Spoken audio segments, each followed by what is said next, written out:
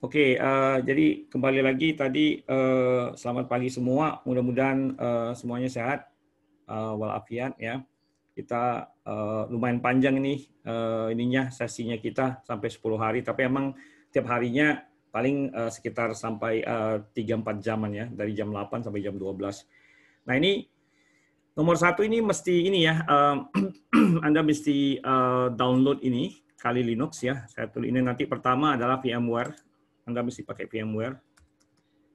Jadi ada dua sih sebenarnya. Anda bisa pakai VMware, ya. Jadi opsinya adalah Anda pakai VMware.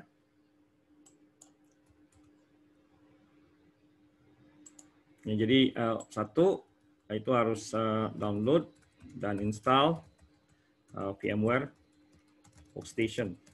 Ini versinya 15 poin berapa yang terbaru. Ya.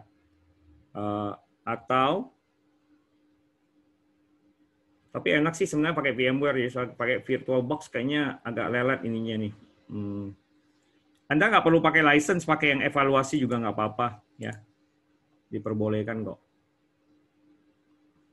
Gitu. Jadi atau bolehlah saya kasih opsi ya, download dan install Oracle VirtualBox versi terbaru. Oke, kemudian kedua Anda mesti download dan install ini nih yang Kali ya, Kali Linux dari sini.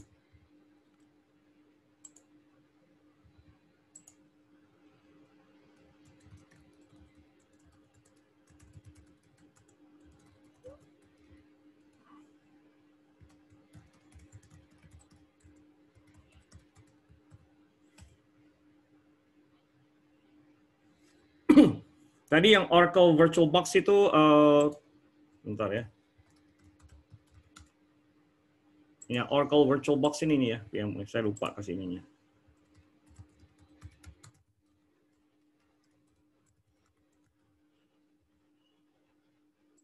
Kalau VMware tadi,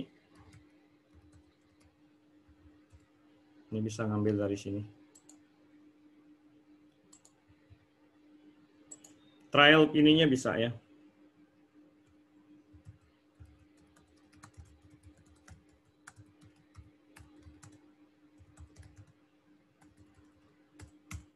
Oke. Kemudian install Kali sama nanti ngambil ini ya, ini OneHub. Ini kita akan cari ya namanya Metasploitable.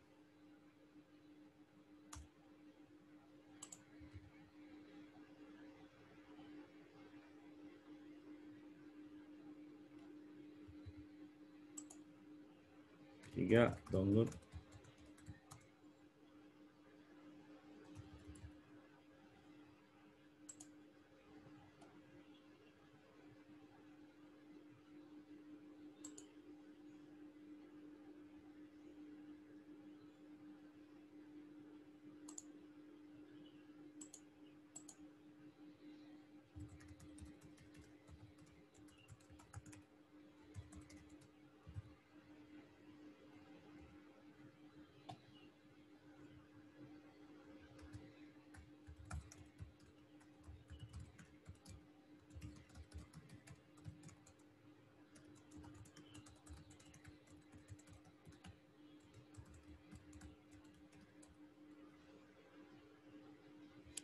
Oke, jadi udah saya tulis di WA Group ya.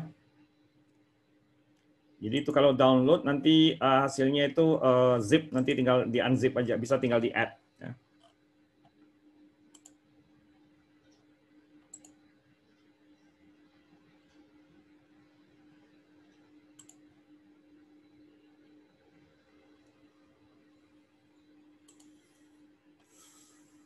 Oke, ada pertanyaan? Ini dipasangnya sekarang atau nanti, Pak? Enggak, ini untuk persiapan kita. Kan hari ini kita cuma intro dulu sampai jam 12, jadi nanti saya terangin, saya kasih demo.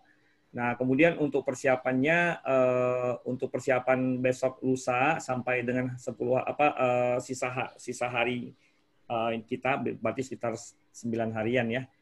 Itu tolong diinikan dipasang aja. Oke, Pak. Ya. Nah, nggak hari ini, Pak.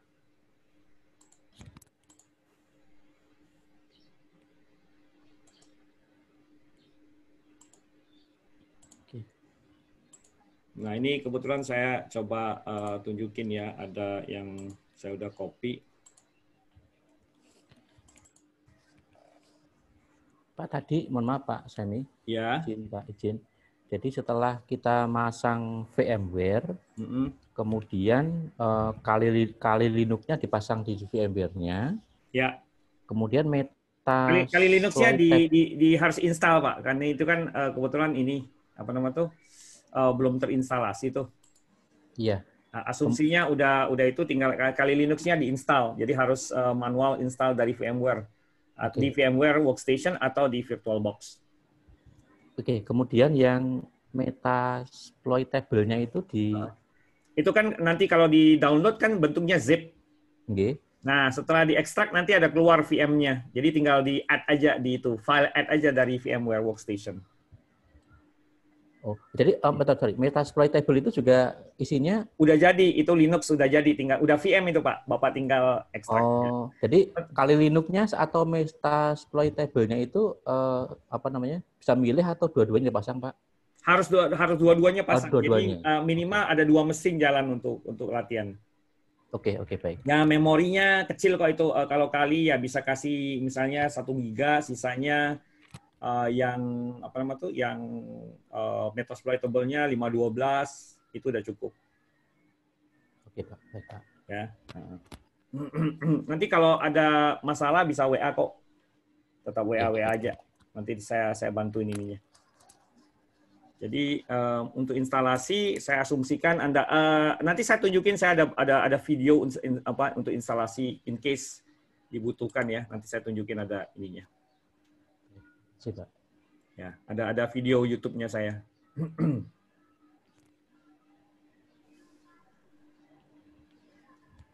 Oke, sebentar saya kopikan dulu ini. Saya nunjukin ininya gimana caranya pakai. Jadi ini asumsinya saya udah install ini ya, udah install. Sebentar saya matikan dulu ini. Saya share dulu VMware-nya. Nah ini kebetulan yang paling baru tuh kali 2020.3. Nah ini.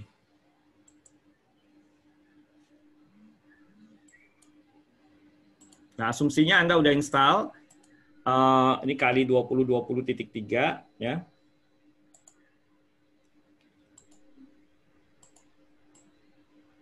Nah, kemudian nanti tinggal kalau yang udah jadi itu udah diekstrak Metasploitable-nya saya tinggal tambah ya. Misal tinggal buka pentest Metasploitable. Ini saya namanya Meta 1 ya. Nah, bisa di-add dua-duanya ya kalau itu. Saya power off. Ini kebetulan Metasploitable satunya saya kasih rename aja deh, gampang.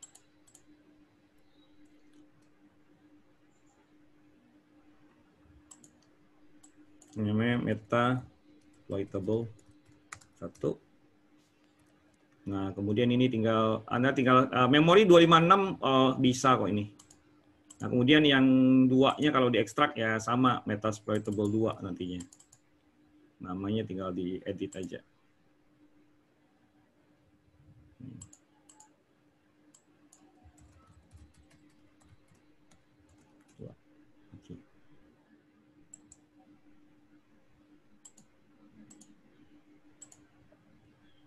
Ya, jadi kalinya jalanin, kemudian Metasploitable-nya nanti tinggal dijalanin.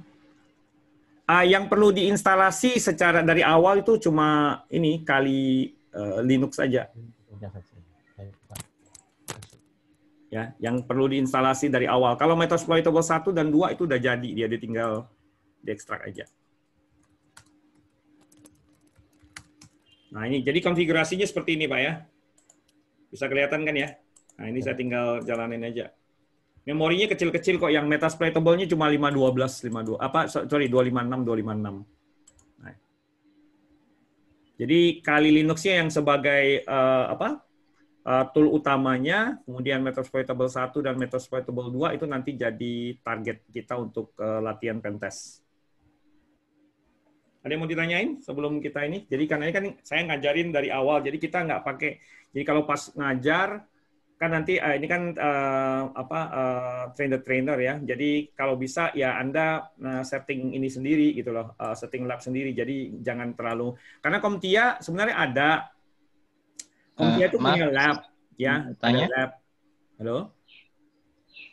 Ya, CompTIA itu punya lab ya. Cuma masalahnya adalah labnya itu perlu koneksi internet. Jadi connect ke, kalau nggak salah saya, lab on demand. Nah, problemnya adalah, ini pengalaman saya tidak terlalu mengusulkan pakai iLab atau labnya dari CompTIA. Kenapa? Karena problemnya adalah kadang-kadang kondisi tergantung dari kondisi dari koneksi internet. Karena dia butuh koneksi internet itu di atas 10 mega Mbps. Jadi kalau internetnya koneksinya agak sedikit lemot ya, itu agak tidak disarankan. Jadi makanya saya bilang kalau untuk pentas yang tinggal kita atur aja gimana caranya supaya kita bisa kasih praktikum ke siswa gitu. Karena kan kalau untuk yang ini untuk pentas, untuk praktikumnya sebenarnya nggak susah, kita bisa pakai tool-tool yang gratisan, yang open source. Tergantung sih sebenarnya, kalau itu nanti mungkin Anda akan bisa diajarkan juga bagaimana menggunakan lab ya. Nanti kalau itu nanti saya akan koordinasikan dengan Ibu Mari ya mengenai lab. Kalau seandainya ada opsi, jadi ada dua opsi. Opsi pertama adalah lab itu kita bangun sendiri dengan menggunakan yang open source kayak seperti Kali Linux, Metasploitable 1, Metasploitable 2, kemudian ininya VMware yang nggak ada license juga evaluasi juga boleh. Terus bisa pakai VirtualBox. Nah, untuk lab itu jadi pertama itu. Kedua bisa pakai labnya dari CompTIA. Cuma kan setiap siswa nantinya berbayar lagi. Jadi per siswa itu ada biaya lagi untuk koneksi ke labnya. Tapi nanti untuk mungkin hari terakhir atau 2 hari sebelumnya saya akan coba saya akan demo bagaimana kalau seandainya siswa atau Anda punya akses ke labnya yang online. Nah, nanti saya akan juga coba ajarin gimana cara penggunaannya. Silakan Pak, ada pertanyaan untuk lab, untuk ini persiapan lab?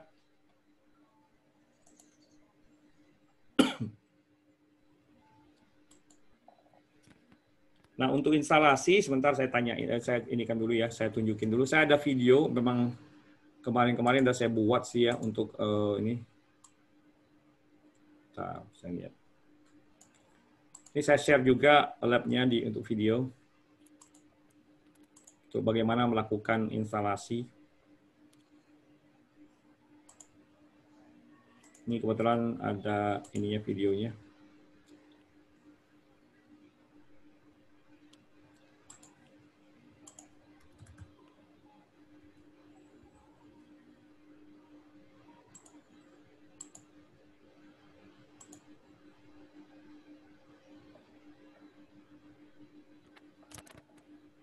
Nah, ini untuk video instalasi.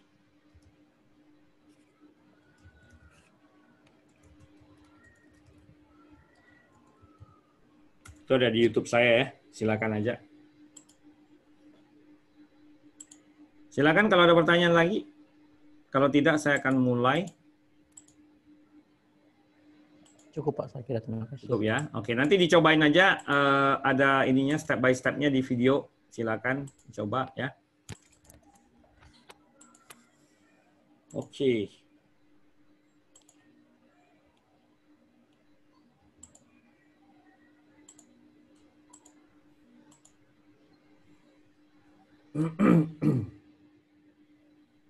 Oke, saya mulai kembali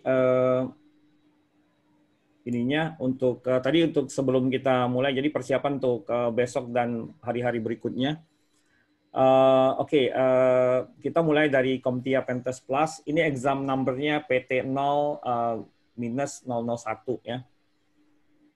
Ini adalah sementara belum ada update ya. Kalau Caisa itu udah ada update ya. Oke.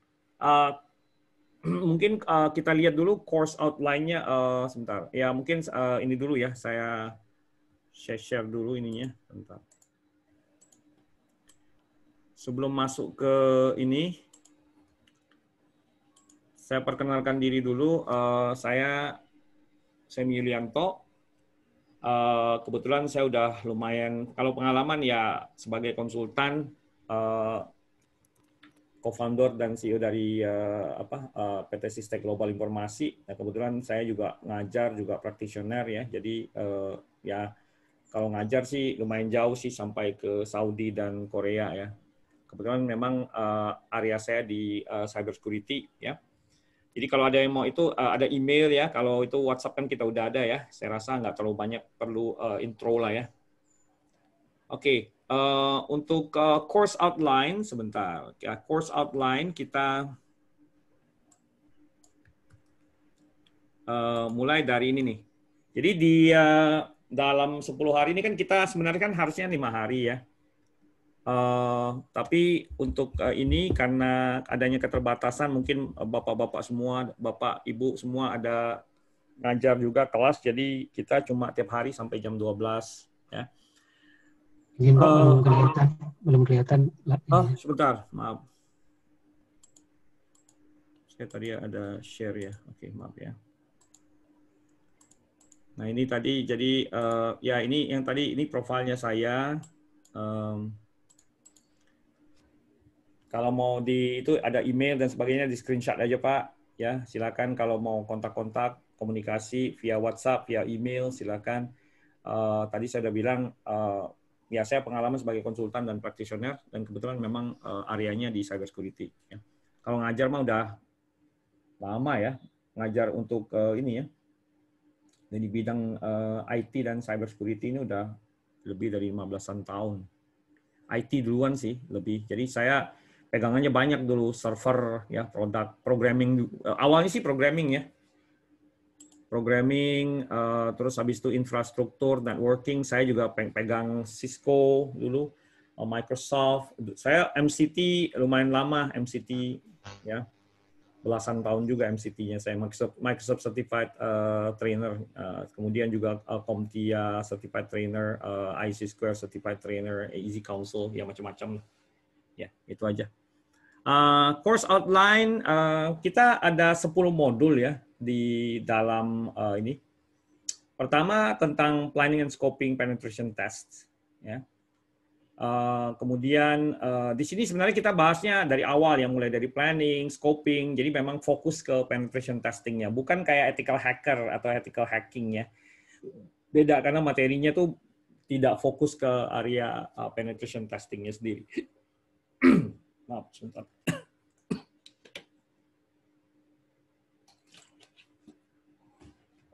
Nah, kemudian kedua materi ininya modulnya itu atau chapternya conducting passive reconnaissance ya.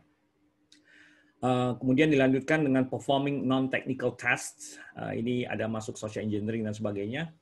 Kemudian kita masuk ke conducting, tadi kan udah passive reconnaissance, kita masuk juga ke active reconnaissance ini.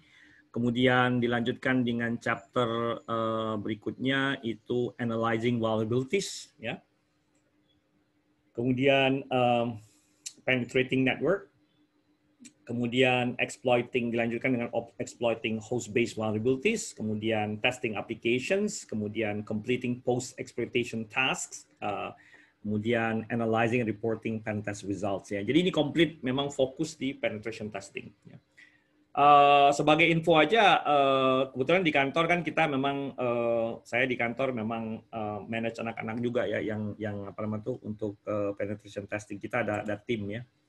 Nah, untuk tim kita aja kita sudah menyaratkan minimal Pentest Plus untuk sertifikasi yang diminimalkan, ya, maksudnya disyaratkan, ya.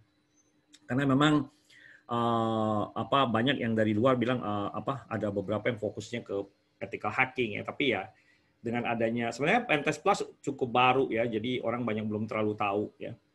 Nah, jadi diharapkan nanti dengan adanya ini Anda juga bapak-bapak, ibu-ibu juga bisa bantu untuk memberikan awareness kepada siswa dalam rangka ini memperkenalkan Pentest Plus ya.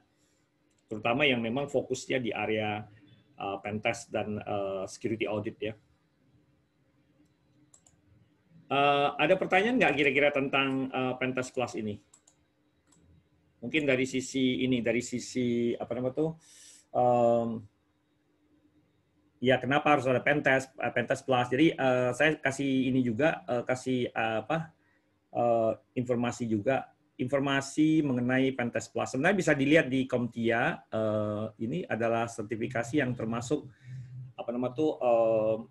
bukan basic ya. Jadi Pentest Plus ini masuk area intermediate. Jadi kalau Anda udah pernah ikut Security Plus dan yang lain-lain, Pentest Plus ini adalah sertifikasi di level intermediate, ya. Yang memang fokus utamanya lah membangun skill atau mungkin sambil saya tunjukin ya ininya sebentar. Membangun skill yang berhubungan dengan penetration testing. Jadi CompTIA Pentest Plus ya. Jadi kalau Anda lihat, sebentar saya share lagi. Jadi kalau Anda lihat di CompTIA ya, supaya semuanya tahu ya. Nah ini. So CompTIA Pentest Plus is for cybersecurity professional tasked with penetration testing and vulnerability management. Ya, jadi fokusnya di sini nih. Jadi orang-orang yang memang bergerak dalam bidang penetration testing dan vulnerability assessment. Ya. Nah ini exam detailsnya PT 001 ya. Ya kalau ditanya nanti ujiannya berapa banyak nih ya, jumlah pertanyaan ada 85 pertanyaan, performance based ada, jadi maksudnya performance based dan multiple choice ya, ABC-nya ada, tapi juga ada performance based di mana Anda harus mengetikkan komen dan sebagainya. Ya waktu tes itu 165 menit, passing score 750. Ya. Oke. Nah kalau dari sisi ininya sertifikasi, ya tadi saya sudah bilang bahwa ini sertifikasi levelnya intermediate ya. Jadi kalau kita lihat di Pentest Plus ini sebenarnya disarankan untuk orang-orang yang udah memang punya skill awal ya, atau pengetahuan awal minimal Security Plus lah, atau Foundation of Security atau Security Essential ya. Oke, ada pertanyaan izin bertanya Pak Semi? Ya silakan. Ya. Saya Pak Maimun. Ya. Untuk sertifikasi sendiri, apakah dari mengikuti TOT ini cukup modal ya untuk mengikuti sertifikasi, dan kemudian apakah nanti ada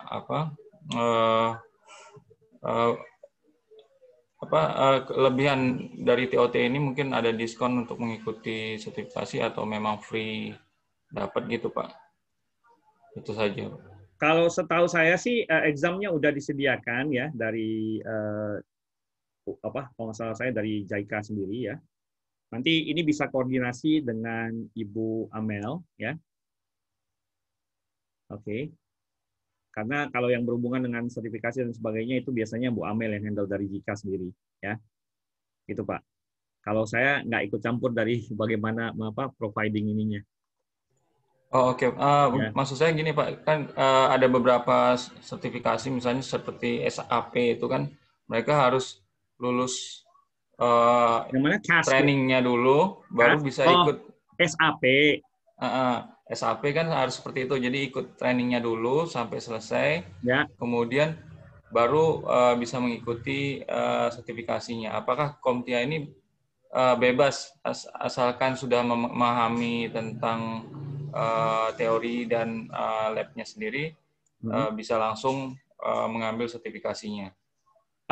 Sebenarnya sih kita ngikutin prosedur ya, seperti biasa kita ikutin prosedur, yaitu di train of the trainer atau train the trainer ini minimal calon instruktur ikut kelas, habis itu ikut sertifikasi ujian, kalau lulus baru nanti bisa ngajar gitu. Kalau untuk masalah ujian itu biasanya kalau ini udah satu paket dengan ini voucher ujiannya, tapi cuma khusus untuk di Pentest Plus. Kalau untuk yang voucher yang lain, misalnya mau ngambil materi yang lain di Komtia, itu bisa, tapi harus koordinasi lagi dengan Jikanya, gitu. Itu Pak yang saya bisa itu. Oke, jelas Pak. Oke. Nanti kalau yang berhubungan dengan voucher dan sebagainya dan sertifikasi yang lain bisa langsung kontak sama Ibu Amel juga ya. Oke. Jadi ini tadi saya ulangin course outline-nya. Kita ada planning, udah mulai dari planning sampai analyzing, reporting, and reporting pentest result. Oke. Untuk hari ini kita ada praktikum sedikit, tapi ya tidak harus menggunakan Kali Linux ya. Bisa menggunakan tool yang lain. Nantinya saya akan jelaskan.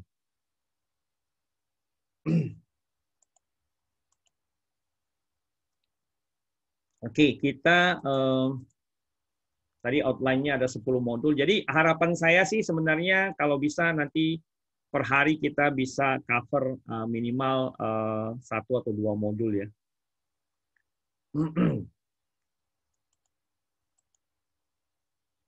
Ngomong-ngomong, akses ke buku udah ada ya? Sudah Pak.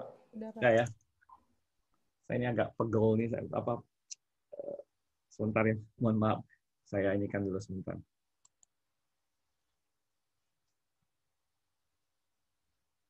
Saya hari ini agak kurang sehat nih.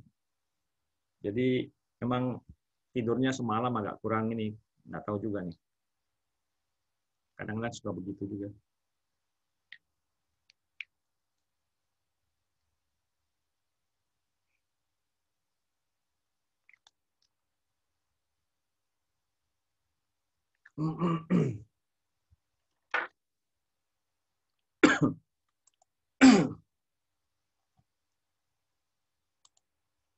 Oke, jadi kembali ke materinya kita.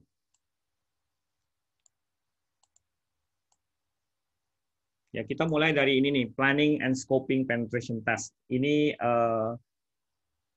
di awal-awal nih kita memang ada planning and scoping ya. Jadi kita bahas pertama introduction to penetration testing concept, kemudian plan a pen test engagement, kemudian ada scope and negotiate a pen test engagement, kemudian ada prepare for a pen test engagement. Ya.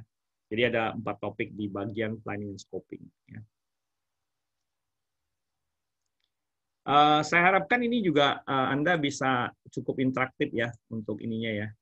Kalau ada pertanyaan bisa di WhatsApp group atau kita diskusi di chat room ya. Oke, nah perkenalan dulu tentang atau dengan ini nih kita perkenalkan perkenalan dulu dengan ini penetration testing. Jadi sebenarnya ada 2 istilah ya kalau di cyber security assessment ya. Pertama itu namanya VA atau vulnerability assessment ya. Di mana di sini adalah the practice for evaluating a computer, network or application to identify potential weaknesses. Nah ini. Jadi lebih fokusnya ke mengevaluasi kerentanan atau kelemahan-kelemahan yang ada pada komputer ya, jaringan maupun aplikasi ya. Itu. Nah, kemudian ini nih kayak model check up ke dokter ya. Vulnerability assessment ini cuma ngecek ada sakit nggak, ada ini nggak, weakness-nya ada nggak, ada kerentanan nggak. Nah, kemudian baru nanti lanjutkan dengan yang namanya penetration testing, pen testing. Nah, ini adalah practice of evaluating a computer, network, or application to identify potential vulnerabilities dan juga melakukan eksploitasi terhadap ya kerentanan-kerentanan tadi ya. Fokusnya adalah atau objektifnya adalah to gain unauthorized access to key system and data and culminating in the production of evidence and report. Nah, fokusnya jadi bukan cuma sekedar vulnerability assessment. Jadi penetration testing itu mengcover juga vulnerability assessment dan biasanya ada proof of concept-nya ya. Di mana kita ya harus bisa melakukan akses unauthorized access ke key system atau datanya ya gitu ya.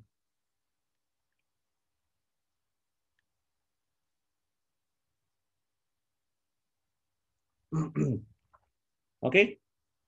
Itu perbedaan utama antara vulnerability assessment. Nah, kalau vulnerability assessment cuma kayak model kita ngecek apakah pintu-pintu kita, pintu dan jendela itu udah dikunci. Nah, kalau di penetration testing ini bukan cuma sekedar kita cek, kita ngecek sampai kita coba buka, bisa dibuka nggak? Ada cara nggak untuk buka pintu dan jendela tadi? Gitu. Nah, kemudian mungkin ada yang nanya, kira-kira benefit dari pen testing itu apa? Nah, sekarang kalau dilihat sih banyak ya, mulai dari untuk kebanyakan sih memang pen testing ini dijalankan di ini ya, di perbankan ya, dari industri finansial itu kan karena dia ada regulasi, ya, ada regulasi.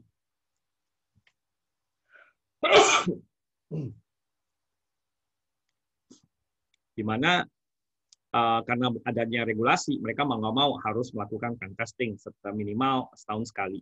Nah, kalau yang non-regulated industry, jadi industri yang belum ada regulasinya, pen testing ini menjadi ya kebutuhan yang opsional, bukan yang apa namanya tuh, yang diharuskan, gitu. Ya. Nah, jadi kalau ditanya benefit dari pen testing apa aja? Ini banyak nih, misalnya kita bisa lihat ada testing cyber defense capabilities, ya, revealing vulnerabilities, ya, kemudian finding and plugging security holes before they can be exploited, ya. Jadi mengungkap kerentanan, memastikan kita punya kapabilitas untuk melakukan cyber defense, ya, finding and plugging security hole before they can be exploited, ya, ngetes nih apakah bisa dieksploitasi atau tidak, karena kan bisa jadi bukan kita yang mengeksploitasi, bahkan orang lain yang tidak berkepentingan bisa mengeksploitasi. Ya. Kemudian juga supporting risk management, jadi dia bisa digunakan untuk mensupport atau mendukung yang namanya risk management. Kemudian enhancing QA, kemudian ensuring business continuity, kemudian protecting client, partners, and others, kemudian protecting organizational reputation, ensuring regulatory compliance. Ya, ini tadi compliance ya. Jadi kalau ada perbankan, biasanya ada compliance sendiri, maintaining trust, sama identifying ROI atau return on investment. Ya, apakah kita menginvestasikan security devices itu ada return of investment-nya nggak? Ya, mahal-mahal tapi nggak bisa protect gitu.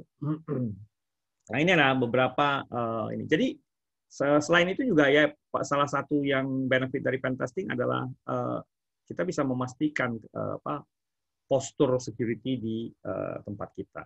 Gitu. Silakan, ada pertanyaan? Kalau belum ada, saya lanjutin dulu ya. Nah, mengenai standar, kalau kita bicara mengenai pen testing ini sebenarnya ada standar. Banyak sih sebenarnya, tergantung dari kebutuhan dan tergantung dari industri biasanya. Ada yang menggunakan misalnya standar check. Check ini yang dikembangkan oleh pemerintahnya Inggris ya, UK. Ya, intended to ensure that government agencies and public entities can contract with government approved pen tester. Jadi memastikan bahwa agency dan public entity bisa mengkontrak government approved pen tester yang memang udah di approve sama pemerintah. Oke, sebentar ya, saya sambil lihat WA-nya. Oke, kemudian ada OWASP. OWASP ini dari Open Web Application Security Project. Dia mengcover banyak hal yang berhubungan dengan software testing. Fokusnya sih di aplikasi, khususnya di web application dan mobile application. Ya. Jadi software testing, including pen testing, itu ada di OWASP. Ya. Kemudian ada yang namanya OSSTMM, Open Source Security Testing Methodology Manual. Ya. Kemudian ini adalah Security Testing and Analysis for Better Operational Security. Kemudian ada PTES, Penetration Testing Execution Standard, ya, yang di-develop oleh Security Service Practitioner.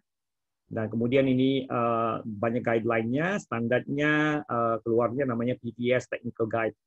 Nah, ini. Kemudian NIST juga, National Institute of Standard and Technology. Ya. ini dia memberikan technical guide for information security testing and assessment. Ya. Nah, kemudian ada practical recommendation for designing, implementing, and maintaining pen test processes and procedures. Ya, jadi ini adalah pen testing standard dan framework yang memang dipergunakan dan diadopsi oleh banyak pen tester di dunia. Ya. Yang paling komprehensif sih sebenarnya ini OSSTMN ya atau OSTIM ya. Gitu. Oke.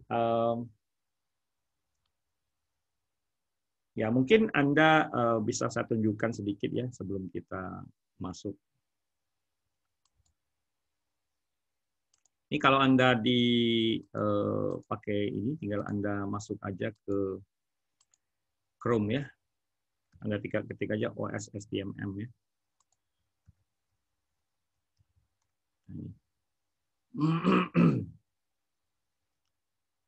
Ini versi paling baru, ini sebenarnya udah lumayan lama sih ya, nggak terlalu ini. Versi 3 dia. Pak, mohon bertanya Pak. Ya. Ya.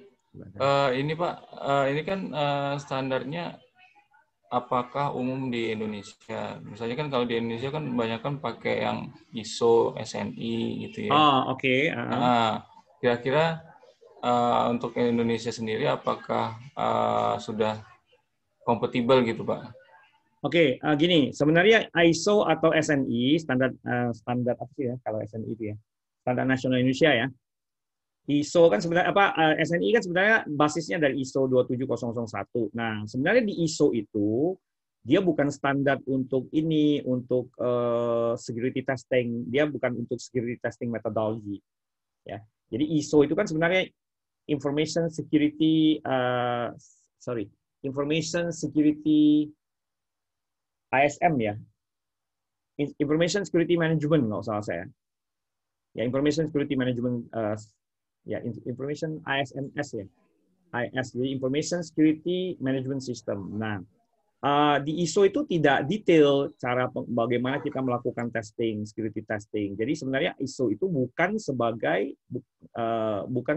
security testing methodology atau framework-nya buat testing. Nah, cuma secara luasan secara lebih besarnya ISO itu diterima sebagai framework untuk yang tadi saya bilang ISMS, Information Security Management System.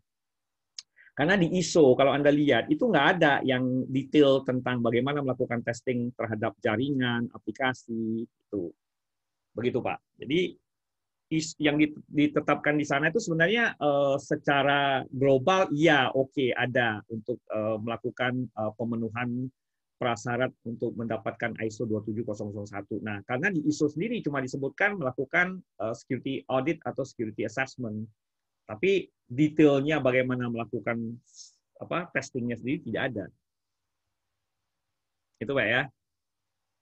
Oh ya, baik Pak. Ya. Cuman kalau mungkin kan kalau yang ini agak mahal gitu Pak ya atau misalnya beberapa lembaga sertifikasi mungkin belum menyediakan atau memang harus ke Amerika dulu atau gimana Pak?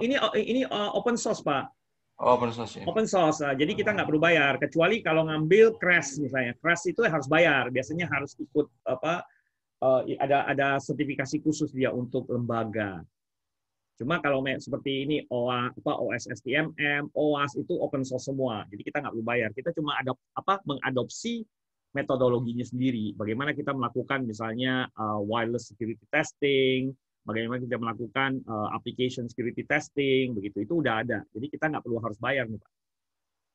Maksud saya kalau misalnya kita sebagai lembaga swasta gitu Pak yang terlibat dalam penetration testing gitu. Kalau misalnya kita mau propose ke perusahaan gitu, mau melakukan pen test, apakah lembaga swasta ini itu bisa mengikuti sertifikasi NIST ini atau bagaimana Pak? Oh, nggak harus. Jadi seperti tadi itu kan ada beberapa jenis ya. Saya balik lagi ke ini ya. Jadi ini sebenarnya tinggal bagaimana kita mengadopsinya. Tidak ada sertifikasi khusus kecuali crash. Crash itu agak spesifik dia. Ya. Ini nih, yang CREST yang pertama itu. Karena itu ada CREST, namanya CREST Approved Vendor. Karena ini sebenarnya tujuannya, dan CREST ini ini bukan cek ya, sorry. CREST namanya. CREST itu harus lembaga itu tadi, lembaga swasta tadi harus lulus ujian tertentu yang memberikan mereka tuh validasi bahwa mereka ini adalah approved pentester. Tapi sementara ini di Indonesia belum ada. Dan di luar negeri juga yang CREST itu cuma berlaku di negara-negara persemakmuran seperti Singapura, Malaysia, India, ya, yang bekas jajahan Inggris. Kalau kita di Indonesia masih banyak pakai OWASP sama OSSTMM. Begitu, Pak. Termasuk juga NIST itu sendiri. Jadi kadang-kadang ada perusahaan yang mengadopsi beberapa pen testing standar dan framework. Oke, Pak ya? Jelas, Pak. Jelas. Ya. Izin bertanya boleh Pak? Ya, silakan. Ini kan ada banyak standar testing nih Pak ya. Nah, ini apa acuannya kita menggunakan standar yang mana, atau apakah dalam penerapan bisa di combine gitu antara standar yang satu dengan standar yang lain? Ya, pada dasarnya kalau saya jawab langsung, ini kebetulan saya kan di kantor kami kan kita melakukan security audit ya, termasuk pen test juga. Jadi standar yang kita gunakan itu kita gabung. Jadi ada beberapa standar yang memang tidak tercover di standar yang lain. Misalnya contoh nih, kalau kita bicara mengenai bagaimana secara detail melakukan testing terhadap aplikasi, itu tidak ada di OSSTMM, tapi ada di OWASP misalnya, untuk mobile maupun web application. Jadi kita nggak bisa pakai OSSTMM. Nah, tapi di OWASP nggak ada, OSSTMM atau PTES ada. Misalnya bagaimana melakukan testing terhadap wireless network, ya, atau bagaimana melakukan testing terhadap jaringan atau network devices-nya kita. Nah, itu ada di OSSTMM. Jadi saling meng-cover lah, Pak. Gitu. Jadi nggak ada, kita tinggal sebutkan aja nanti di laporan, kita bilang bahwa ini misalnya aplikasi kita pakai OWASP, sedangkan untuk jaringan kita menggunakan jaringan dan infrastruktur, ya, jadi network infrastructure kita menggunakan OSSTMM dan NIST misalnya. Jadi nggak masalah, yang penting kan yang baca report nanti tahu nih, kira-kira dikasih tahu bahwa inilah laporan ini nih, testingnya berbasis OSSTMM dan NIST SP 800-115, begitu Pak. Oke Pak, terima kasih. Oke, ya. Jadi nggak ada keharusan harus satu aja. Kebetulan Indonesia juga kan belum ada. Harus ngikutin apa. Jadi kita yang sebagai pentester yang mengajukan. Gitu. Oke. Kalau nggak ada yang nanya lagi, saya lanjut. Nah, ini processes commonly used for pen testing. Kalau dari sisi cyber attack, itu dia akan mulai dari reconnaissance, yaitu pengumpulan informasi atau disebut dengan information gathering. Kemudian dilanjutkan dengan scanning, melakukan scanning terhadap port, scanning terhadap kerentanan, dan beberapa hal yang lain. Kemudian setelah scanning, dia akan melanjutkan dengan gaining access, di mana dia akan melakukan eksploitasi. Kemudian maintaining access, memastikan bahwa si attacker itu bisa masuk dan keluar kapan aja. Kemudian ada covering tracks, di mana melakukan penghapusan jejak. Ya. Nah, ini di cover di pen testing, dimulai dari kita ada tambahan, misalnya mulai dari planning, kemudian ada reconnaissance, ada scanning, gaining access, maintaining access, covering tracks. Nah, tambahan adalah analysis dan reporting. Nah, itu yang sebenarnya sih sama dengan cyber attack yang ada, cuma ya tambahannya adalah ada planning, analisis, dan reporting begitu. Jadi sebenarnya di sini analisis itu terhadap kerentanan, kenapa dia bisa masuk orangnya, misalnya kenapa kita sebagai pentester bisa masuk, kerentanan apa yang kita ekspektasi, kemudian kita tampilkan itu dalam bentuk laporan yang terstruktur dan dipahamin seperti itu. Nah, kalau Anda lihat di sini planning itu mencakup project scope, logistik, and other preliminary activities. Ya, jadi awal-awal aktivitas awal tuh biasanya ya project lah, logistiknya, menyiapkan tim dan sebagainya. Kemudian nanti ada reconnaissance, yaitu proses di mana kita melakukan information gathering secara aktif maupun pasif, tergantung dari kebutuhan. Nah, kemudian ada scanning, yaitu deeper dan reconnaissance begin vulnerability assessment. Jadi kita biasa melakukan scanning terhadap port-port yang kebuka, services yang jalan, termasuk nanti melakukan scanning terhadap kerentanan yang ada. Nah, kemudian di bagian gaining access ini mulai eksploitasi ini ya. Begin exploit based on information from early stages ya. Kemudian yang berikutnya itu maintaining access, di mana kita memastikan bahwa akses itu kita bisa maintain biar kita bisa masuk ke dalam, kemudian kita bisa keluar masuk dengan mudahnya, kemudian ya cari target-target baru. Ya simulasi seperti actual attacker ya. Kalau attacker masuk ya gimana dia ngapain aja ya gitu. Nah, kemudian destroying evidence atau exploit itu masuk di covering tracks ya, tergantung ya. Tapi kalau di pentest sih biasanya kita nggak diperbolehkan menghapus log, misalnya log dari target server, itu kita biasanya tidak lakukan ya. Yang kita lakukan bahkan yang mengcover track ini kita menghapus file-file yang kita upload, atau misalnya ada backdoor yang kita upload, itu kita hapus semua, nggak boleh ada tersisa. Ya, bukan menghapus log, nanti bisa kena marah sama klien nih kalau kita lakukan untuk eksternal. Nah, kemudian analisis di mana kita melakukan identifikasi terhadap kerentanan ya, vulnerabilities, causes ya, sebabnya, dan recommendation untuk corrective action-nya. Nah, kemudian di reporting ini official communication to the stakeholder. Nah, ini. Jadi reporting itu paling penting. Nah, bicara mengenai reporting ya, ini nanti mumpung saya ada ini ya, ngobrolin masalah reporting ya. Nanti saya tunjukin ini ya sebentar. Saya kirimin Anda link untuk download ya. Ini ada buku saya, udah lama sih saya bikin, udah kira-kira ya 5-6 tahunan ya. 2014 saya bikin. Ya. Sebentar, saya cari di kalau salah Google Drive saya ada kok. Ya, sebentar saya coba login ke Google Drive saya. Saya akan lihat. Kalau nggak salah saya ada. Nanti saya mau share ininya bukunya saya.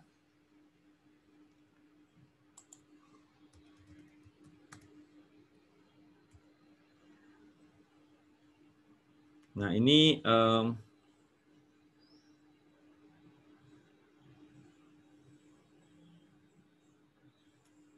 ya ini nih.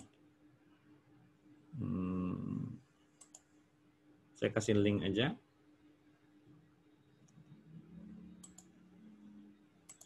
Ini buku saya, silakan download ya. Jadi download free.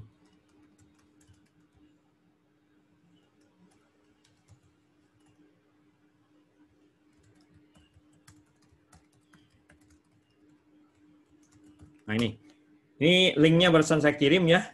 Silakan Anda download. Itu bukunya yang saya karang itu udah sekitar kalau nggak salah 6 tahunan ya. Itu judulnya Writing an Effective Penetration Testing Report ya.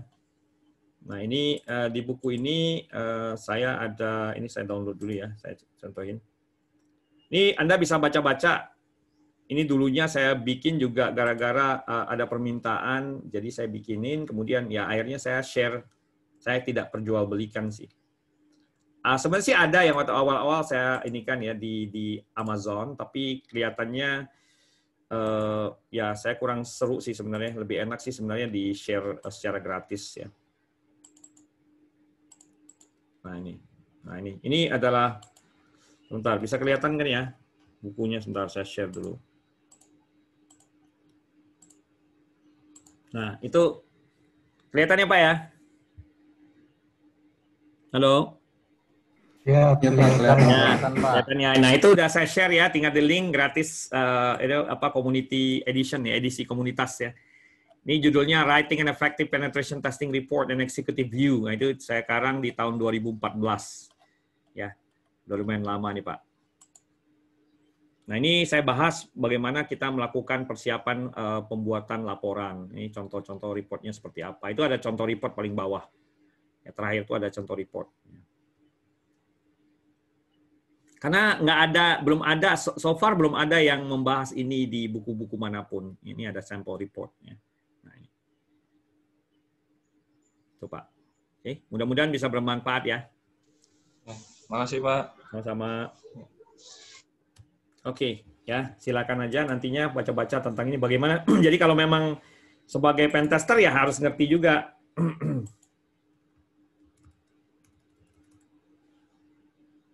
Harus ngerti juga bagaimana cara membuat laporan, bukan cuma sekedar cara ngetesnya. Karena problem utama salah satu mungkin saya bisa katakan salah satu problemnya di di area penetration testing itu adalah orang-orang teknikal tuh biasanya kadang-kadang kurang ngerti atau kurang, ya gimana ya, kalau bilang kurang paham sih paham ya, tapi kurang bagus dari sisi reporting gitu.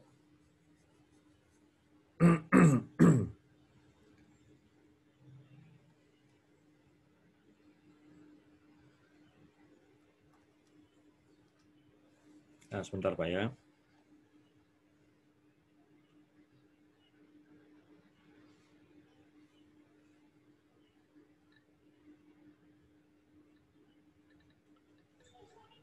Pak, mau tanya Pak, ini Ya. tulisan Bapak ini boleh menjadi referensi Pak untuk kebetulan saya dosen. Oh, silakan Pak, silakan sekali. Untuk penelitian seperti itu. Boleh Pak, silakan Pak. Jadi kebetulan waktu saya udah nulis ini sempat waktu itu yang minta nulis juga tuh dari Pentest Magazine itu. Jadi dia bikin kayak model ada workshop gitu untuk materi. Nah, kemudian lumayan lama ya Pak yang ikut dari sejak online. Nah, kemudian saya rilis jadi ada bukunya. Nah, kebetulan waktu zaman awal-awal saya rilis jadi community edition itu waktu di Philippines, Manila, kebetulan kan ada teman ya yang buka sekolah ini diploma dan S1 di sana.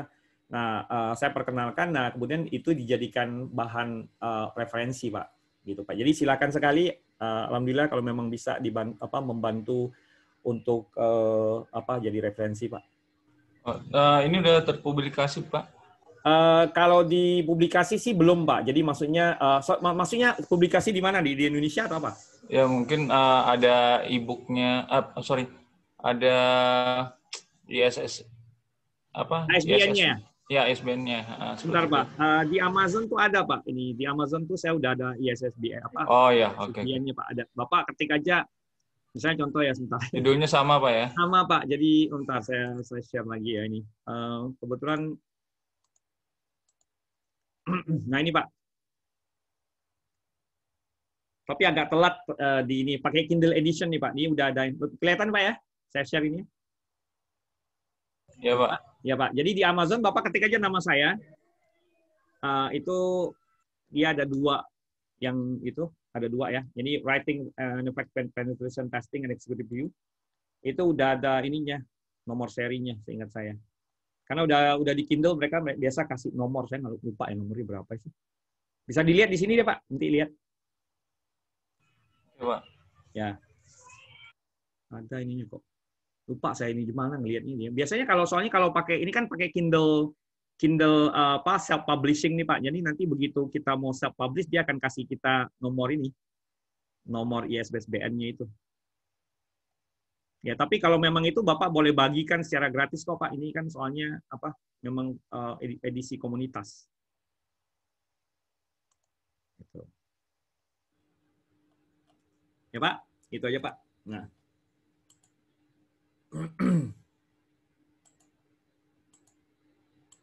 Nah, kembali ke materi.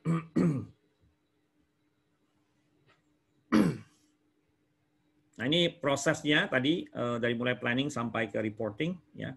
Jadi emang reportingnya memang jarang banget yang bahas.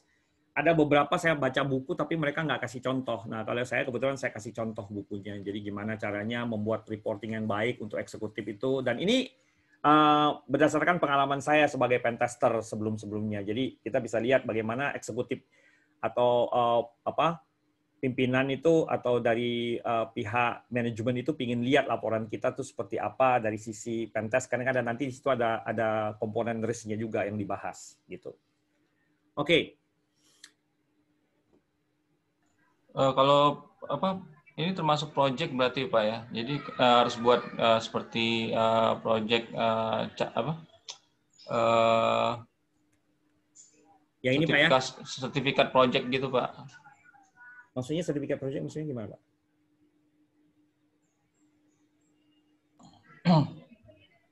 Yang project charter gitu Pak, seperti project charter gitu. Oh iya, kalau kita memang setiap kali ada assignment project, misalnya contoh kalau kami di kantor, kalau ada assignment misalnya dengan klien A atau klien B, itu kita selalu mulai dari awal Pak. Jadi project scope-nya, logistiknya, orang-orangnya siapa, kita bahkan bikinkan ini. Makanya di situ di dalam buku juga saya ada jelaskan ya. Maaf.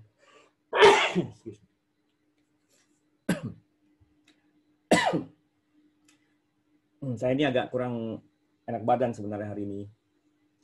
Jadi gitu Pak. Jadi mulai dari siapa project manajernya, nanti siapa yang QA-nya, siapa pentester itu udah dibikin dalam ini. Biasanya dalam proposal. Gitu. Terus nanti juga project timeline-nya, durasinya berapa lama. Tapi biasanya karena project ini kan berulang, kita biasanya punya template. Jadi udah tinggal kita pakai template itu aja untuk memastikan bahwa project itu bisa jalan sesuai dengan kebutuhan gitu. Sama task-nya juga udah kelihatan. Misal, saya mesti untuk hari ini atau tanggal sekian sampai tanggal sekian saya melakukan reconnaissance, tanggal sekian sampai tanggal sekian saya melakukan scanning, gaining access dan seterusnya, gitu Pak. Oh nggak salah saya di itu ada kok ya. Di bukunya saya ada saya sempat bahas tuh ya. Lupa. Kalau di buku Bapak ini kan saya lihat ada risk management juga Pak. Berarti mungkin dievaluasi dari resiko yang ada Pak ya. Betul. Nah ini ada, jadi karena di laporan kita tuh wajib untuk eksekutif ya, wajib ngeluarin yang namanya risk report ya. Jadi di situ ada nanti Anda bisa lihat di sample risk analysis tuh ya. Di situ ada Pak sample risk analysis overall-nya. Nah, itu. Oke, ya nanti silakan kalau ada pertanyaan yang berhubungan dengan ini ya. Oke. Saya lanjut dulu.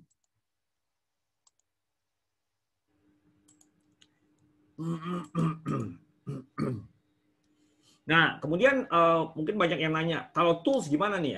Kalau tools sih sebenarnya banyak ya. Ada ribuan tools ya. Nah, cuma yang ditampilkan di sini nih, tools commonly used in pen testing, ini biasanya dipisah berdasarkan kebutuhan, maksudnya bukan kebutuhan objektif. Ya, tujuan kita nih apa nih misalnya? Oke, misalnya saya mau lakukan scanning. Nah, toolnya apa aja nih? Ya. Contoh di sini ada Nmap, ada Nikto. Tergantung Nmap itu biasanya untuk ke host, Nikto itu bisa untuk ke web, OpenVAS, SQL Map, Nessus, Hashcat dan sebagainya. Nah, kemudian ada credential tools seperti John the Ripper, Canonable, Mimikatz, ya, macam-macam ya, Dirbuster. Kemudian ada debugging tools ya. Seperti contohnya ada OllyDebug, Immunity Debugger, ya. Kemudian GDB, WinDebug, IDA Pro, FindBugs, ya. Kemudian untuk software assurance tool ada FindBugs, FindSecBugs, ada Peach, ya. Ada OSINT, ya, seperti Whois, NSLookup, Foca, ya, dan beberapa yang lain, ya. Kemudian wireless tools seperti AirCrack, Kismet, Wi-Fi, Web Proxy Tools, Social Engineering Tools, ya, macam-macam ada OWASP, Burp Suite. Kemudian ada Remote Access Tool, ya, seperti SSH, dan Secure Shell, Netcat, ya, Ncat, Proxy Chain, ya. Kemudian ada networking tools seperti Wireshark, Itchping, Drowser, ya, mobile tools itu Drowser, kemudian APKX, APK Studio. Kemudian ada miscellaneous tools seperti APK Studio, Searchploit, PowerSploit, Responder, ya, macam-macam sih sebenarnya. Jadi kalau bicara mengenai tools tergantung tujuan kita mau ngapain dulu nih. Ya, jadi justru dengan menggunakan nantinya untuk praktikum Anda akan mengenal beberapa tool yang ada di sini. Gitu. Ini open source, Pak? Beberapa open source, beberapa berbayar. seperti Burp Suite itu ada yang versi community edition, ada Burp Suite Professional ya yang berbayar.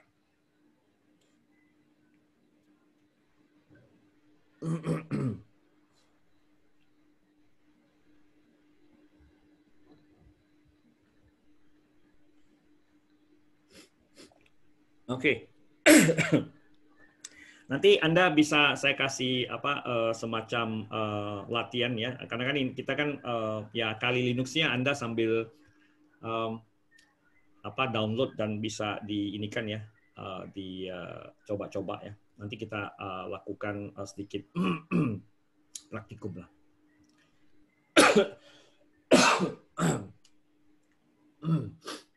Kemudian ada communication and pen testing process ya. Nah, itu mulainya dari communication path ya. Chain of command-nya ya, kemudian ada komunikasi dengan klien, komunikasi dengan internal tim kita ya kan. Kemudian apa yang dikomunikasikan, kapan dikomunikasikan. Makanya sebenarnya kalau itu ikutin project sih sebenarnya enak ya. Kemudian ada regular process briefing seperti dengan tim, dengan klien. Nah, karena kan gini, pen testing ini kan bisa dilakukan secara internal maupun eksternal. Jadi nggak harus secara ke klien atau ke internal aja. Jadi bisa aja ke kalau kebetulan kita nanganin untuk ke klien ya, nantinya harus ada komunikasi ke tim dan ke klien. Ya. Clear identification of the reason behind communication action. Kemudian ada possible adjustment to the engagement, kemudian disclosure finding. Jadi tentang identifikasi, reason-nya kenapa kita harus diskusiin ini, kemudian scope-nya, adjustment, ya misalnya contoh adjustment-nya dari sisi waktu, mungkin waktunya nggak bisa jam kerja, tapi di atas jam kerja, durasi pekerjaan, scope-nya mungkin ada sedikit tambahan, atau ya bahkan ada pengurangan, ya jumlah host yang dites, ya. Termasuk disclosure findings-nya, jadi informasi mengenai temuan-temuan, gimana kita mengkoordinasikan ini, apakah langsung diperbaiki, apakah nantinya harus kita tunggu dulu masukkan laporan, baru perbaiki, atau gimana, ya, itu.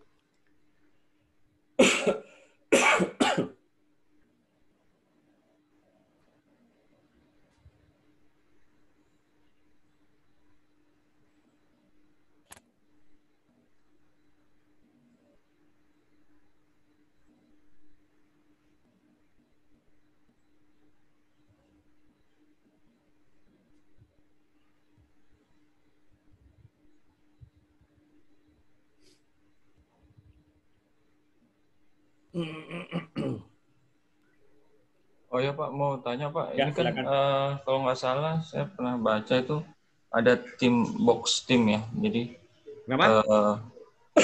ada untuk pentest team ini sendiri ada istilah Red team, black box. Oh ya, itu untuk testing, itu jenis-jenis testing. Ya, apakah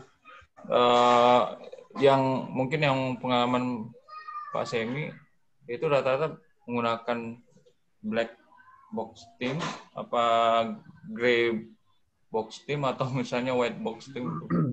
Oke, bukan tim Bapak ya. Kalau untuk white box, black box, gray box itu adalah metode testingnya. Kalau yang tim itu yang itu Pak, yang ada red team, ada blue team gitu ya. Nah, kalau pengalaman saya, memang ini gabungan sebenarnya Pak. Jadi nggak bisa cuma dari black box. Kalau black box kan kita nggak dapat informasi nih, kita cari sendiri. Nah, biasanya kita menggunakan kombinasi antara black box dan white box. Jadi karena kadang-kadang mereka minta juga ada gray box, karena kan tergantung dari seberapa banyak informasi yang kita butuhkan untuk melakukan testing, begitu Pak. Misalnya contoh, kalau untuk aplikasi biasanya kita nggak dikasih apa-apa, taunya ada aplikasi, kita tes sampai kita dapat apa. Kadang-kadang ada yang kita butuh, misalnya kita butuh diagram infrastrukturnya atau source code-nya, itu udah masuk white box gitu loh. Atau bahkan kita butuh misalnya dummy user, ya itu kita masuk ke gray box, karena kan kita udah dikasih dummy user ya, gitu. Oh ya, oke Pak. Jadi kalau seperti jaringan, jadi harus diagram jaringannya harus tahu ya. Jadi kebetulan tergantung apakah mereka maunya. Misalnya contoh kita disuruh ngetes jaringan nih, infrastruktur dan jaringan. kebetulan mereka pinginnya kita ngetes black box, nggak dikasih tahu apa-apa seberapa detail ininya. Nah, itu biasanya kita mulainya dari black box dulu. Nanti next step-nya bisa ke gray box, dikasih sedikit informasi atau bahkan full satu jaringan tuh dikasih. Nah, ini nanti kita, karena di pentest kadang-kadang kan kita bisa diminta untuk melakukan testing terhadap beberapa area atau maksudnya beberapa zone yang ada di jaringan. Misalnya contoh ngetesnya di DMZ, ngetesnya misalnya di internal. Nah, itu kita butuh butuh diagram yang menjelaskan interkoneksi misalnya antara sistem ini dengan sistem yang lain gitu. Jadi tergantung, Pak.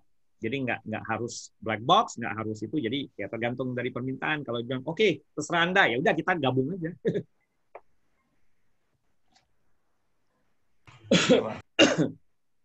Ya tergantung kliennya juga.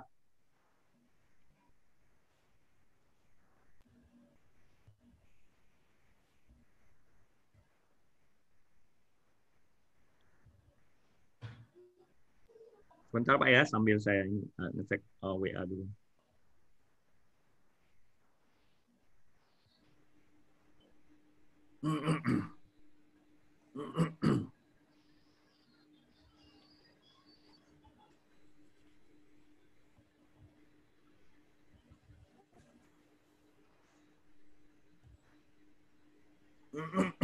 Oke, kalau nggak ada yang lain, saya lanjut lagi. Nah, kemudian bicara mengenai kontrak, ada beberapa kontrak types yang kita biasanya handle ya, mulai dari MSA, Master Service Agreement.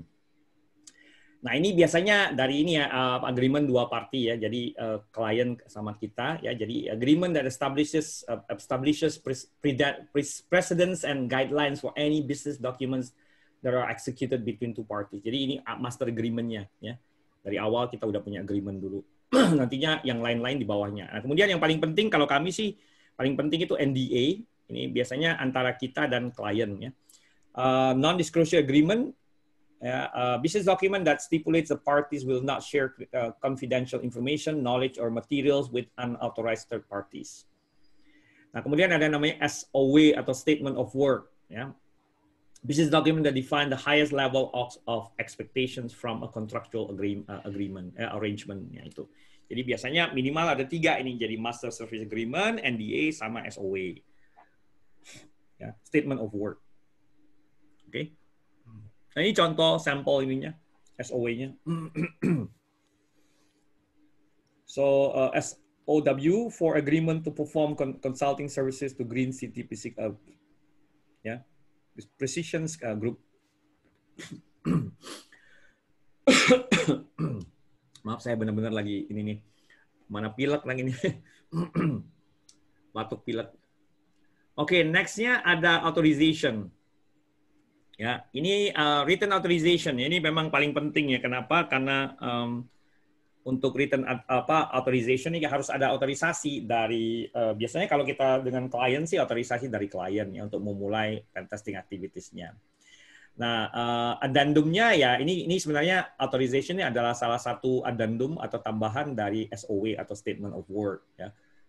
Ini juga otorisasi ini mengontrol liability dari pentester, kemudian third party service provider. Kontennya macam-macam. Isinya ada statement and signature, tanda tangan, proper signing authority, ya siapa yang itu bertanggung jawab, identification of individual who can perform pen test, ya biasanya kita CV dan masing-masing individual identification, maksudnya sorry bukan CV ya, KTP ya biasanya karena ini kan KTP biasa digunakan untuk NDA non-disclosure agreement. Kita biasanya kita scan KTP-nya ya kemudian kita masing-masing nanti dibikin. Dan NDA ini dibikin untuk per masing-masing individu yang melakukan pen test bukan cuma atas nama kantor. Kemudian what network host an application to be tested, ini masuk scope, kemudian ada time limitnya sama legal review. Ini Pak Zaini. Ya Pak. Ingin bertanya terkait SOW ini, kalau yang sudah punya pengalaman mungkin sudah bisa menentukan detail apa yang akan dikerjakan, kemudian berapa lama waktunya. Tapi kalau kita masih pemula gitu, apa ininya Pak? Apa namanya? Yang jadi patokan untuk menentukan apa saja yang harus kita kerjakan, terus berapa lama waktunya gitu. Ini dari sisi pentester ya Pak? Iya.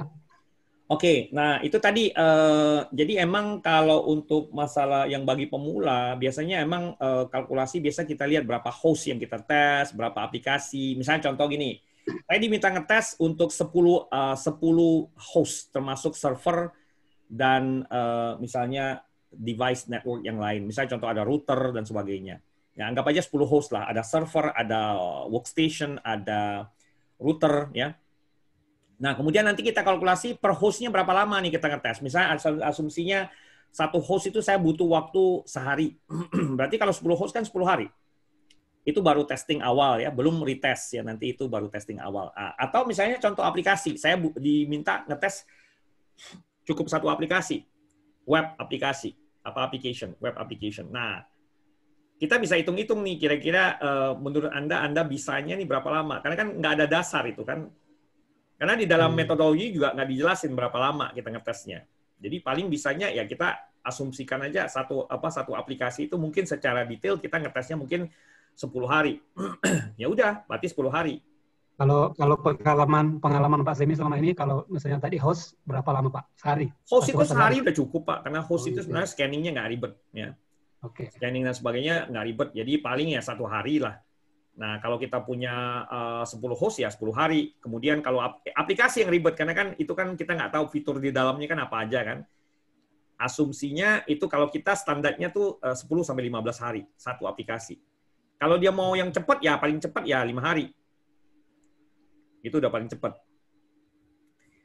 Kalau untuk kita, biasanya karena kita udah punya pengalaman, detailnya dalam sekali aplikasi, kadang-kadang kan tergantung fitur ya, anggap aja web application, aplikasi berbasis web itu ya antara rentang waktu 10-15 hari. Kalau dia mau komprehensif ya, kalau dia mau cepat ya maksimal 10 hari atau 5 hari sih sebenarnya terlalu cepat sih Pak. Gitu. Tergantung lagi kalau dia bilang, "Oh Pak, saya butuh cepat nih." Ya udah nggak apa-apa, kita tes yang fitur-fitur yang paling penting aja dulu. Ya, kita bisa pilih-pilihkan, minta mereka informasi dari mereka. Fitur apa aja yang mesti dites nih gitu. Ya, rentangnya kalau per aplikasi 5-15 hari. Terima kasih, Pak.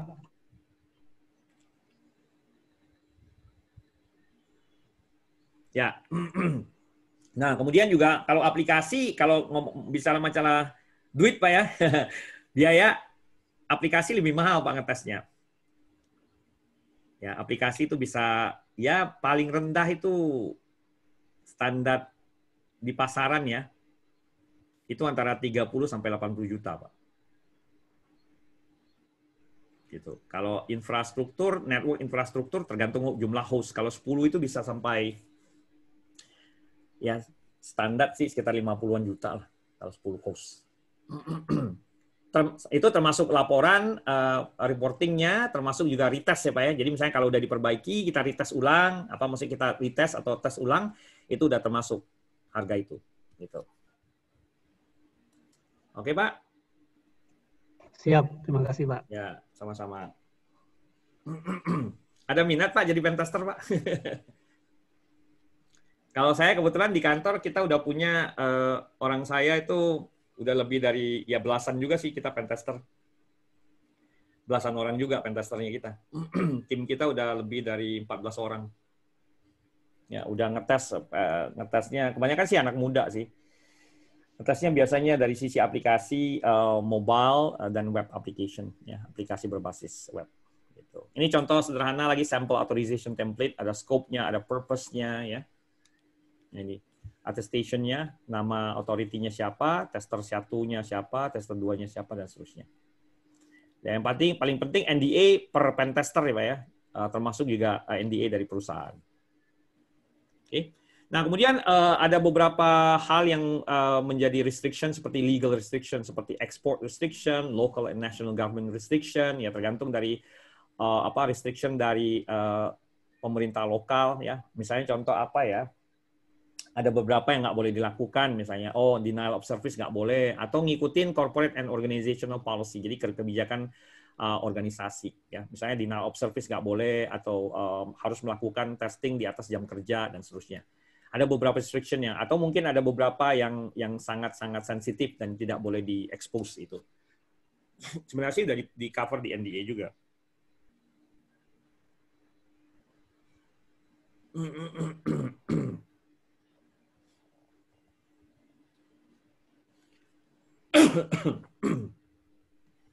Silakan, ada pertanyaan, Pak?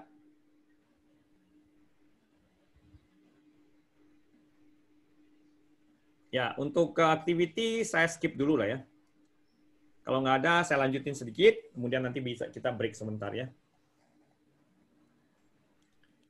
Kemudian target audience type, ya type of information. Jadi audience type-nya macam-macam ya. Type of information system being tested with the fact of target audience composition. Jadi kalau ditanya di pentest tuh apa aja sih yang kita tes? Nah banyak sih sebenarnya, mulai dari host yang tadi ya, network, web server ya, termasuk network itu ya device-nya seperti router, switch ya. Web server, application, databases, kemudian combination upper management, IT management, IT personal others ya. Jadi sebenarnya bisa aja audiensnya itu ada yang dari manajemen, dari IT person IT manajemen atau IT personal atau yang lain ya. Nah, ini bisa masuk ke technical and non technical people ya. Nah kemudian testing timnya apakah internal atau eksternal gitu. Jadi audiensnya tergantung dari kebutuhan juga.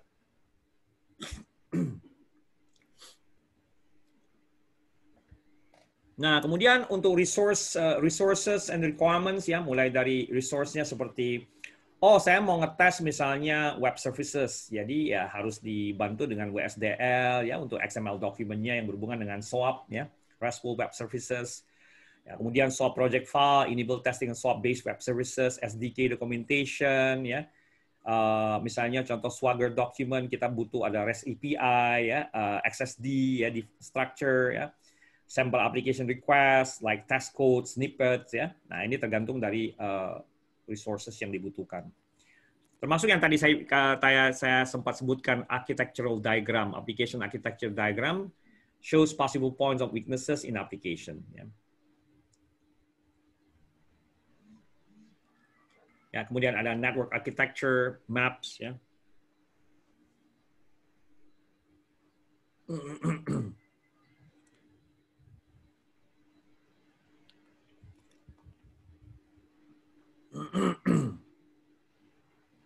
Ya, jadi ini adalah beberapa contoh aja dari resources sama requirements-nya. Di mana untuk beberapa testing itu kita butuh informasi dari mereka, dari klien atau dari internalnya kita. Ya, misalnya contoh tadi ada contoh test code-nya atau misalnya data request dan sebagainya. Ya. Sampai application request. Ya.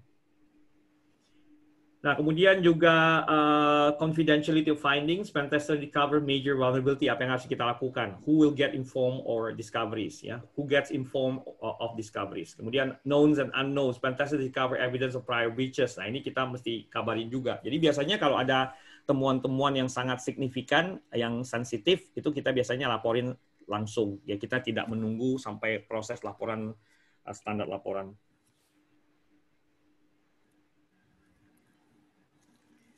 Ya, itu resource requirements-nya. Nah, kalau budget, ya kembali lagi tadi, ya. Services provided must be worth of money that is spent. Budget has significant effect on the pentest scope. Ya, bagi untuk service provider atau pentester, ya, minimize expenses of testing, minimize revenue and compensation, provide acceptable quality of standard to the client. Ya. Kemudian untuk service customer atau klien itu minimize cost, volume or depth in testing. Jadi biasanya kalau mereka punya budget terbatas, biasanya kita kasih mereka itu batasan depth of testingnya, maksudnya kedalaman testingnya itu, termasuk quality of service. Jadi scope pengaruh, ya, termasuk kedalaman testing. Itu pengaruh dari quality of service dan ya. Jadi tergantung budget. Kalau kami sih biasanya memberikan contoh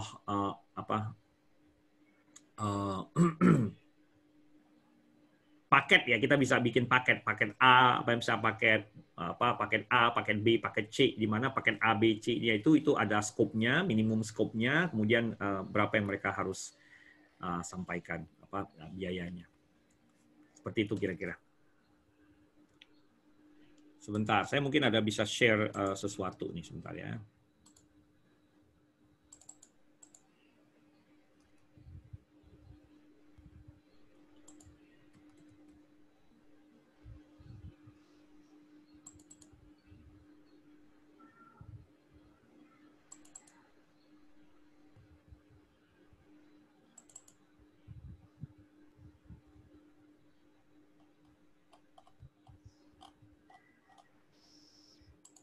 Oke,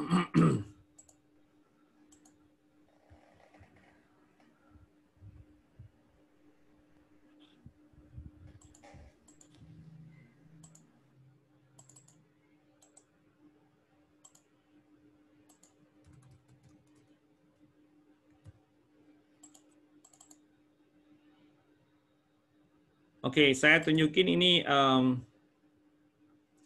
SOW aja ya, beberapa contoh SOW sama ini ya. Nah, ini contoh kit dari kami ya. Bisa kelihatan nih Pak ya? Halo Pak? Terlihat Pak. Ya, Nah, ini kita ada appendix A. SOW di sini bukan yang tadi, bukan statement of work, tapi kita scope of work. Kalau statement of work kan itu dokumentasinya lebih panjang tuh, lebih bentuknya lebih ya dokumentasi inilah ya. Statement sendiri. Sedangkan ini SOW di sini adalah scope of work, vulnerability assessment and penetration testing. Ya, ini assessment objeknya, technicalnya ya, apa aja yang dites ya. Ini kita dicentang-centang. Nah, ini appendix A, appendix B-nya ada type of assessment-nya ini. Test type and level of penetration testing. Ini ada vulnerability assessment ya. Automated scan, ya. Kemudian ada penetration testing level 1, level 2, ya. Nah, ini. Nah, detail of test bisa kelihatan di sini ada alternative names, ya, pre-assessment, ya, identification potential vulnerabilities, configuration vulnerabilities, dan sebagainya. Ya. Nah, kemudian kalau untuk biaya kita ada paket. Nah, ini kayak saya jualan ya. Nah, ini kalau mau jualan kayak gini Pak, saya biasanya bikin appendix-nya untuk penetration testing package pricing. Nah, ini Pak. Jadi ada basic, ada pro, ada red team. Nah, Bapak budgetnya berapa sekarang nih? Halo? Tadi Bapak yang nanya masalah apa? Masalah ngetes kalau pemula itu Pak. Siapa tadi? Amir, Pak. Pak? Amir ya Pak ya. Nah, kalau Bapak sekarang saya jualan ke Bapak nih. Pak, Bapak punya host berapa nih yang mau dites? Oh, ini nih Bapak tadi kan saya kan aja cerita 10 host nih. Nih. Iya. 10 host, satu aplikasi. Ya, berapa lama nih kira-kira? Nah, ini targetnya berapa lama nih bisa kita hitung ya. Saya butuh waktu misalnya total 10 host itu 10 hari tambah satu aplikasi 10 hari berarti 20 hari, Pak. Nah, price-nya ini ya, tapi ini di sini kebetulan saya ini ya beda ini, Pak.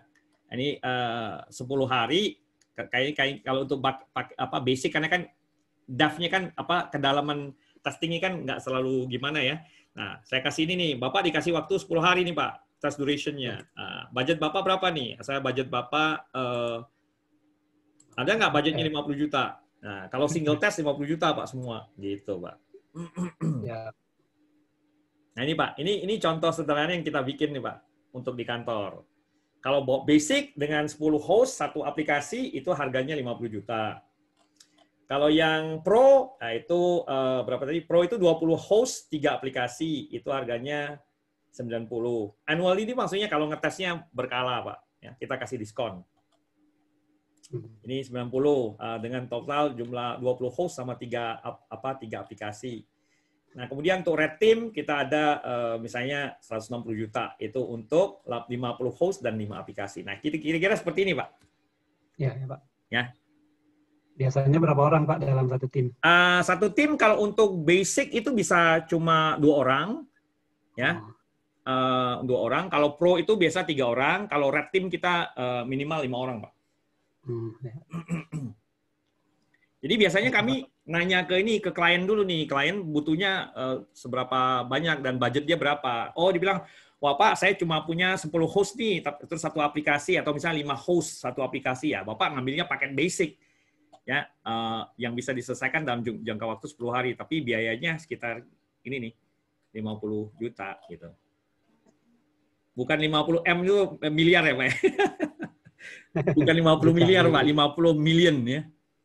50 million rupiah. Jadi gitu, Pak. Jadi udah dipikinin, Pak, seperti ini. Jadi kalau saya sales ya saya tinggal bilang, Bapak butuhnya apa nih? Ya, saya tinggal sesuaikan. Oh, ternyata bilang, wah Pak, saya banyak host nih ya. Berapa? Ada lebih dari 20 host. Terus aplikasi berapa banyak? Sekitar 4-5 aplikasi. Ya udah, saya kasih yang red team gitu. Harganya ya itu tadi, harganya total sekitar 160 juta. Jangka waktunya 50 hari. Kemudian ada retest juga nih. Kalau ini yang basic nggak ada retest. Kalau yang red team ada harga ada retest sudah termasuk gitu Pak. Oke Pak ya? Ya Pak, siap. Jadi sekalian belajar cara ini Pak. Cara apa namanya tuh? Jualan pentas juga. Bukan cuma sekedar tahu ngetes. Jadi, tergantung ini kan bicaranya kan masalah budget Pak. Kan customer maunya saya punya budget sekian tapi saya materinya yang di cover maunya seperti ini kan gitu. Ya kan? Dari kami juga ya memberikan yang sesuai budget gitu. Oke. Next, kita masuk ke sebelum kita break ya, ini jam berapa nih ya? 9.36 ya. Kita sebentar lagi kita break ya. Ada beberapa technical constraint di sini, misalnya contoh what to be tested, what is not to be tested. Jadi misalnya contoh what is not to be tested, mungkin nggak ada social engineering, nggak ada denial of service. Apa yang tidak bisa dites misalnya? Oh, misalnya kita nggak bisa ngetes aplikasi yang udah jadi. Misalnya contohnya Microsoft Exchange dites atau Microsoft misalnya Office. Jadi kan aneh ya ngetesnya Microsoft Office atau SAP misalnya. Itu kan udah jadi paketnya ya. Kalau customized application ya boleh dites ya. Termasuk budgetary consideration. Jadi budgetnya masuk nggak nih? Nah, examples fragile legacy server itu mungkin tidak kita perlu testing ya, kita tidak masukkan dalam scope. Atau third party hosted website itu kita juga nggak perlu tes ya. Atau offshore data center ini juga agak susah ngetesnya. Jadi ada beberapa yang boleh dimasukkan untuk scope, ada juga yang bisa dimasukkan tidak sebagai scope gitu.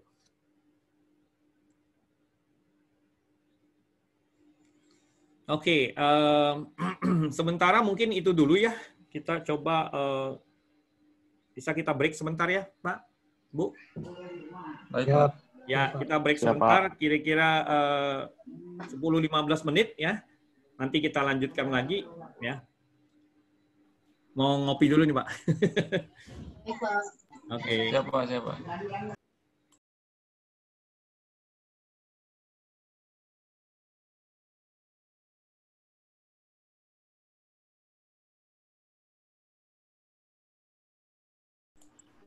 Jadi dari sisi penyampaian, kira-kira pentesting report yang menurut Anda paling Anda suka yang mana nih? Saya nomor 2, Pak. Sama, saya juga nomor 2. Nomor 2. Ya, kalau untuk comprehensiveness sih mungkin nomor 1 ya, dari sisi komprehensif ya. Ya, Pak. Jadi terstruktur mungkin yang nomor 1 ya. Ya, oke. Ya. Jadi cuma rekomendasi juga bagus nih di nomor 2 juga bagus, ada threat-nya apa, weakness-nya apa, solution-nya apa, udah jelas di sini.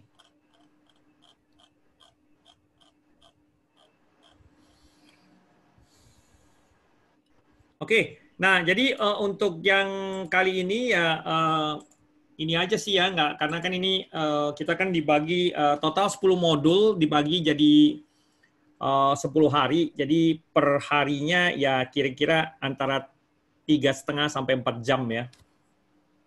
Kalau biasa kan kita mulai jam 9 sampai jam 5 biasa, berarti